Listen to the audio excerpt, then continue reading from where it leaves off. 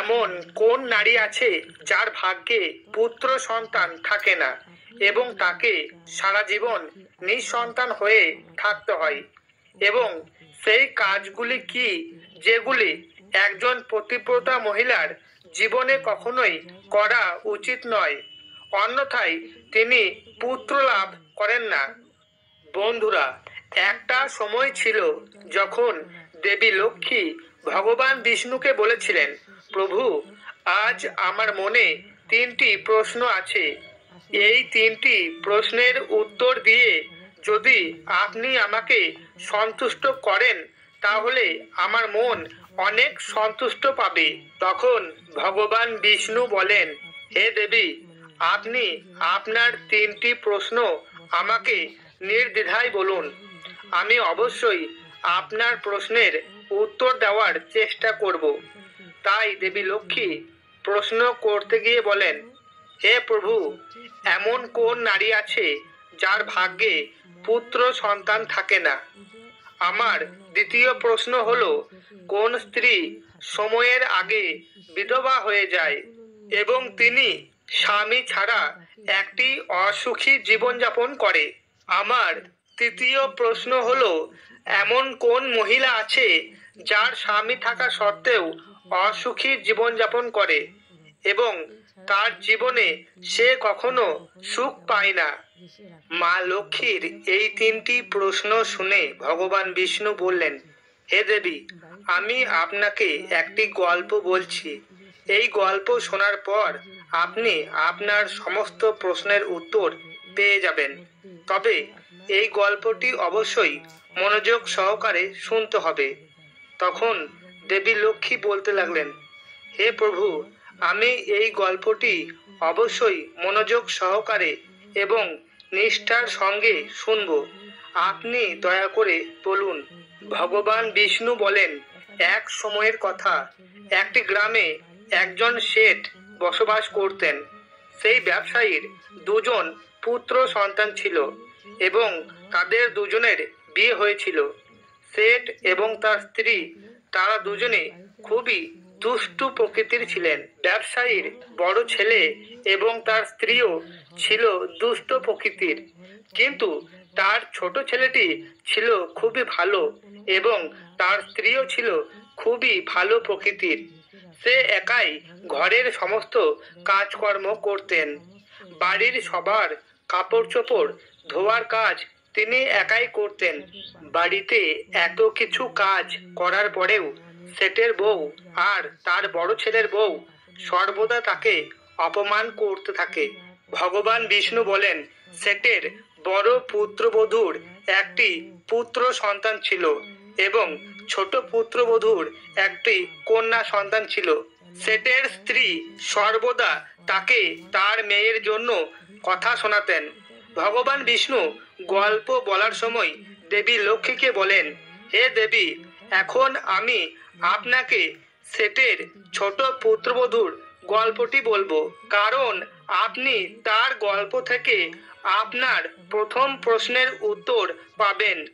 কোন সেই মহিলা যার ভাগ্যে কখনো পুত্র সন্তান থাকে না? তো এই গল্পটি আপনি মন দিয়ে শুনুন। শেঠের যে বউ ছিল সে ছিল খুবই খারাপ প্রকৃতির মানুষ। সেই জন্য বাড়ির সবাই তার উপর খুবই বিরক্ত ছিল। সে তার ছোট বউকে খুবই কষ্ট দিত। তার পুত্রবধূ নাম ছিল রাধিকা। এই বেচারা রাধিকা ঘরের সব কাজকর্ম করত, তবুও শেঠের বউ তাকে অনেক কষ্ট দিত।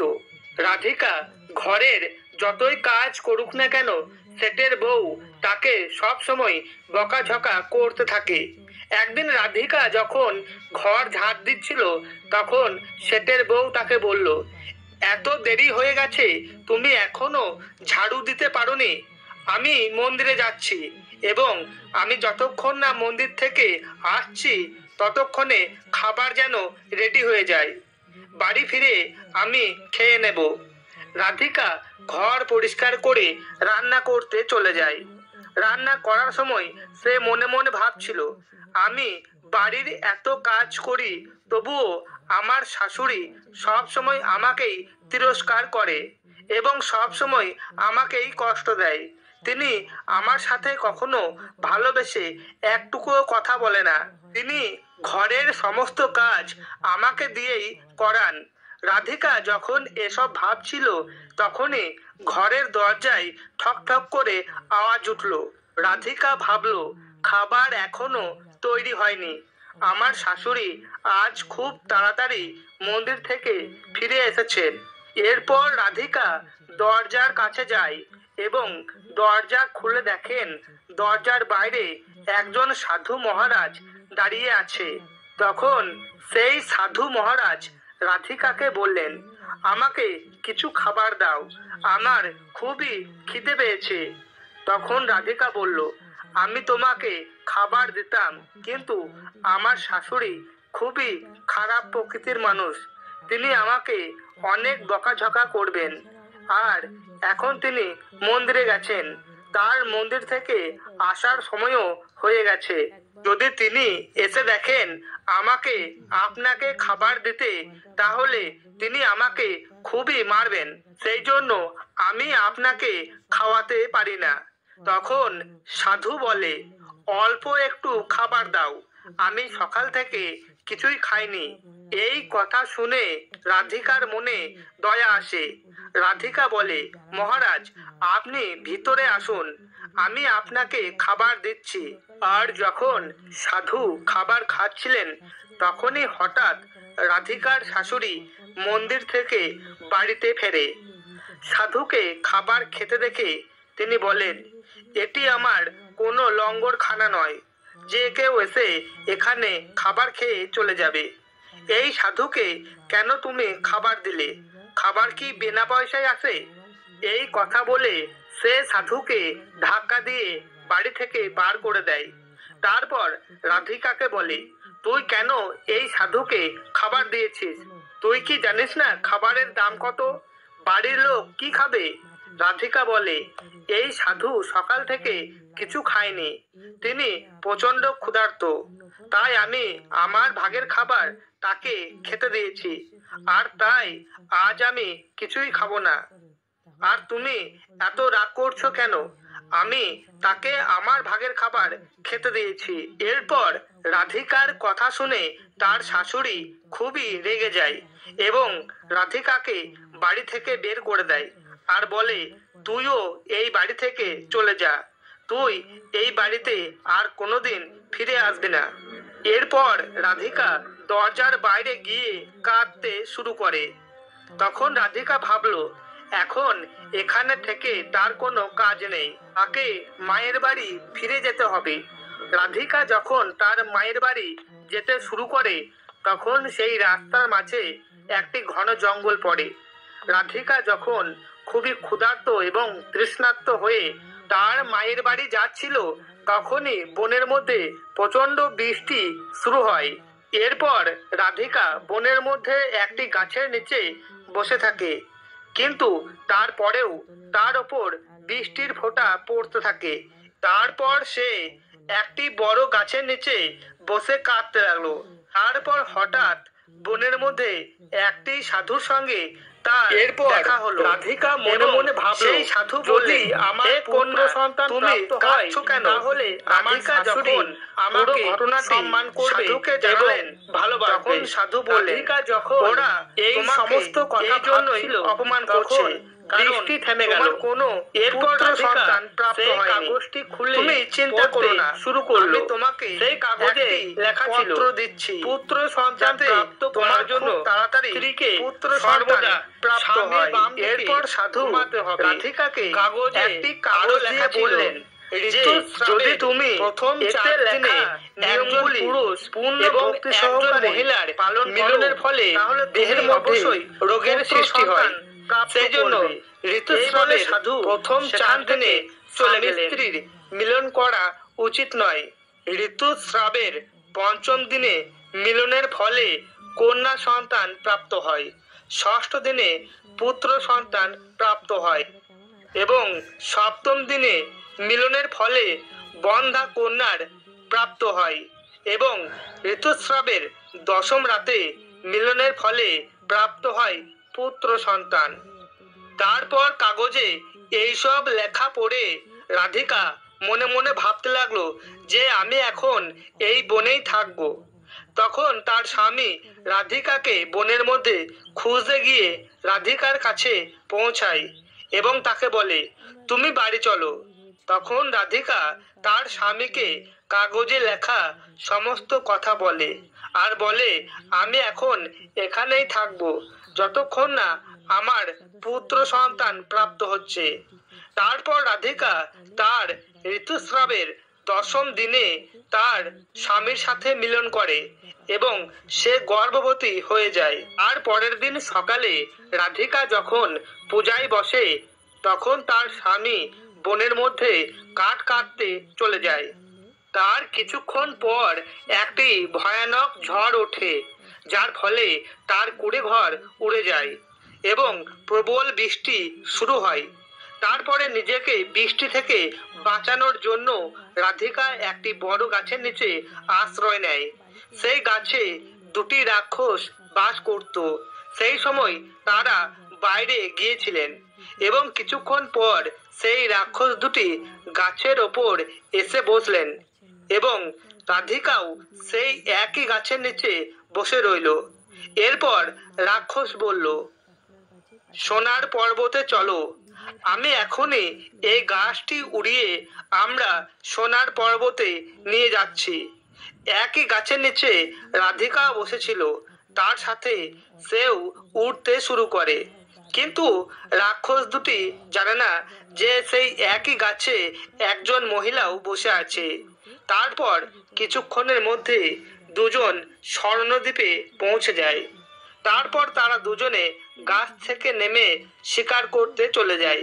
রাধিকা যখন গাছের গোড়া থেকে সোনার দ্বীপে পা রাখে তখন সে দেখতে পায় যে এখানে সবকিছুই সোনা দিয়ে তৈরি। তাই সে তাড়াতাড়ি তার শাড়ির আঁচলে যতটা সম্ভব সোনা ভর্তি করে আবার সেই গাছের গোড়ায় গিয়ে বসে পড়ে। এরপর 2 রাক্ষস শিকার করে এসে গাছের ওপর বসলো এবং তারা দুজনে একে অপরকে বলতে লাগলো, চলো এখান থেকে চলে যাই। এরপর তারা সেখানে পৌঁছে যায় যেখানে রাধিকার কুঁড়ে ঘরটি ছিল। তারপর রাধিকা গাছের গোড়ায় চুপচাপ বসে রইল যতক্ষণ না উভয় রাক্ষস সেখান থেকে চলে যায়। অতঃপর ভগবান বিষ্ণু কাহিনীর বর্ণনা দিতে গিয়ে মা লক্ষ্মীকে বলেন, এখন গল্পটি মনোযোগ সহকারে শোনো, কারণ এর মাধ্যমে আপনি জানতে পারবেন যে কোন স্ত্রী পুত্র সন্তান থাকে না। তারপর ভগবান বিষ্ণু বলেন, কিছুক্ষণ অপেক্ষা করার পর রাক্ষস দুটি যখন সেখান থেকে চলে যায় তখন রাধিকা সোনা নিয়ে গাছ থেকে নেমে ভাবতে লাগলো, এই সোনা নিয়ে আমি বাড়িতে যাব। এত সোনা দেখে আমার শাশুড়ি নিশ্চয়ই আমাকে ভালোবাসবে এবং আমাকে কষ্ট দেওয়া বন্ধ করে দেবে এবং আমাকে ঘরের কোনো কাজ করতে দেবে না। রাধিকা যখন এই সমস্ত কথা ভাবছিল তখন তার স্বামী জঙ্গল থেকে কাঠ কেটে তার কাছে আসে। রাধিকাকে বলে, এত সোনা তুমি কোথায় পেলে? রাধিকা তার স্বামীকে রাক্ষসের পুরো কথাটা খুলে বলে। বাড়ি যাওয়ার পর রাধিকা তার শাশুড়িকে সমস্ত সোনা দিয়ে দিল। তারপর এত সোনা দেখে শাশুড়ি খুবই খুশি হয়ে গেল এবং তাকে জিজ্ঞাসা করতে লাগলো, এত সোনা তুমি কোথা থেকে আনলে? রাধিকা তার শাশুড়িকে সেই সমস্ত ঘটনা খুলে বলল। রাধিকার শাশুড়ি বলল, এই সোনাতে কি হবে, যখন ওখানে এত বেশি সোনা ছিল তোমাকে আরো বেশি সোনা আনতে হতো। আমার আরো সোনা লাগবে, তুমি দেখো আমি ওই জায়গায় গিয়ে কতটা পরিমাণ সোনা আনি। এরপর রাধিকা বলল, মা আপনি ওখানে যাবেন না, কারণ জীবনের অনেক বড় ঝুঁকি আছে। কিন্তু রাধিকার শাশুড়ি তার কোনো কথা না শুনে বনে গিয়ে বসলেন। কিছুক্ষণ পর সেই রাক্ষস দুটি গাছের ওপর বসে পড়ল এবং তারপর তারা বলল, চলো আজকে আমরা সোনার দ্বীপে যাব না, আজকে আমরা নদীতে মাছ ধরে খাবো। এই কথা বলে রাক্ষস দুটি গাছটিকে উড়িয়ে নদীর দিকে নিয়ে যাচ্ছিল। তখনই রাধিকার শাশুড়ি বলল, তোমরা কেন এই গাছটিকে সোনার পর্বতের দিকে নিয়ে যাচ্ছ না? আর তখনই রাক্ষস দুটির নজর রাধিকার শাশুড়ির ওপর পড়ে। রাধিকার শাশুড়ি ভাবলো, এটা আমি কি বলে ফেললাম, এবার তো রাক্ষস আমাকে মেরে ফেলবে। তারা তো জেনে যাবে এই গাছে আরো একজন আছে। দুজনে দেখলো এই গাছে একজন স্ত্রী বসে রয়েছে। এরপর রাক্ষস গাছটিকে জোরে জোরে নাড়াতে শুরু করে। তার ফলে রাধিকার শাশুড়ি গাছ থেকে নিচে পড়ে মারা যায়। আর পরে যখন তার পরিবারের সদস্যরা তার মৃত্যুর খবর জানতে পারলেন, তখন সবাই সেখানে উপস্থিত হলেন এবং রাধিকা বলতে শুরু করলেন তিনি অতিরিক্ত লোভ করেছিলেন এবং তার শাস্তি তিনি পেয়েছেন। বন্ধুরা, গল্পটি বর্ণনা করতে গিয়ে ভগবান বিষ্ণু বলেছেন যে এইভাবে রাধিকার শাশুড়ি মারা গেল, তাই আমাদের কখনোই লোভ করা উচিত নয়। এরপর রাধিকা প্রসব করলেন। রাধিকা একটি পুত্র সন্তান হয়েছিল। পুত্র সন্তান জন্মের পর রাধিকা খুবই খুশি হয়েছিলেন এবং তিনি তার বাড়িতে একটি বড় করে ভোজের আয়োজন করেছিলেন, যাতে তিনি তার বাড়িতে অনেক পণ্ডিত ও সাধু মহাত্মাদের খাবার পরিবেশন করতে পারেন। রাধিকার বাড়িতে খাবার খাওয়ার পরে সমস্ত সাধু পণ্ডিত ব্রাহ্মণ মহাত্মারা তাকে অনেক আশীর্বাদ করলেন।